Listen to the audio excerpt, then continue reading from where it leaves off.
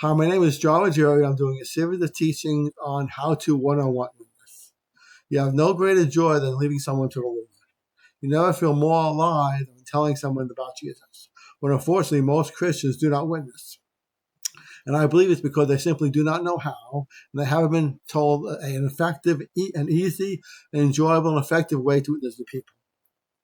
One of the most hardest part, I believe, of witnessing is going up to someone, starting a conversation, and then transitioning that conversation to talk about Jesus. Once you're talking about Jesus, most Christians are comfortable enough and knowledgeable enough to lead them to the Lord. But those two first steps, initiating a conversation with someone and then transitioning over to talking about Jesus, are the hardest part.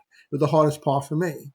I'm not much of a conversationalist anyway, and going up to somebody starting a conversation was something that I was just not good at all at. In fact, it had the same fear when I was a teenager of going up to girls and talking to them.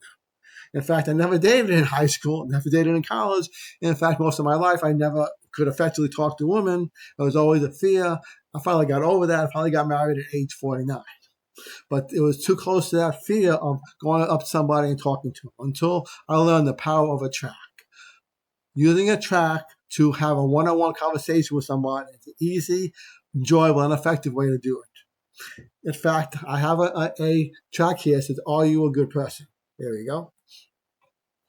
And so a tract is a very easy, effective way to start a conversation with someone. You skip all the uncomfortableness of starting a conversation and trying to steer it to Jesus. So if you're going to use a tract, what question should you use on your tract to start the conversation? Well, your question should be directed to a person's greatest need. And a person's greatest need is not love, money, power, fame, or relationships, or job. Is to have their sin forgiven. A man's greatest need is to have their sin forgiven.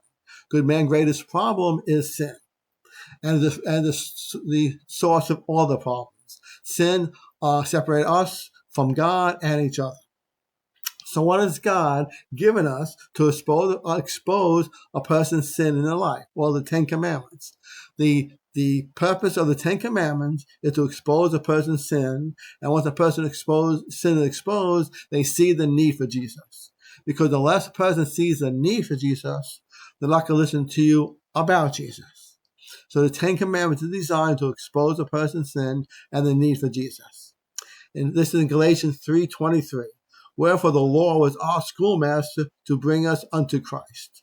So the whole purpose of the Ten Commandments is to expose sin and to bring them to Christ, who's the solution to that sin, and the only one who can bring them salvation. Romans 3:19. Now we know what things soever the law said, it said to them who are under the law, that every mouth may be stopped, that all the world may become guilty before God.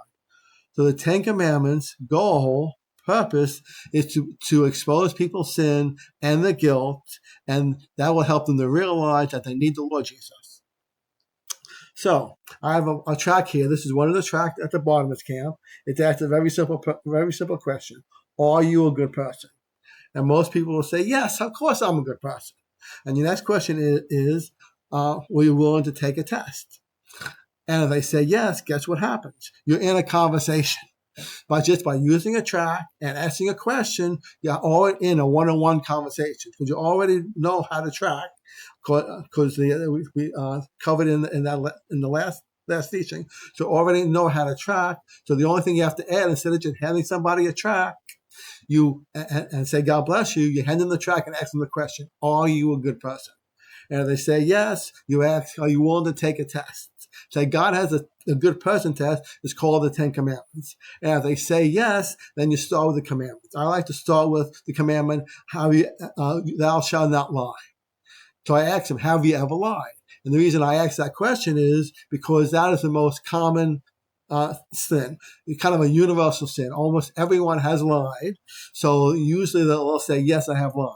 Then I ask, how many times have you lied? And the reason I ask that is because if we lie once, or we do any sin once, big deal. But if we do it multiple times, it becomes much more serious. So I ask them, how many times do you think you have lied? And usually they say multiple times. I said, what does that make you? It makes you a liar. I want them to admit what they are as a liar. I don't want to tell them that they're a liar. I want them to admit that they're a liar, because then they start owning their sin. Okay, that's part one. Part two will be covered more. Thank you.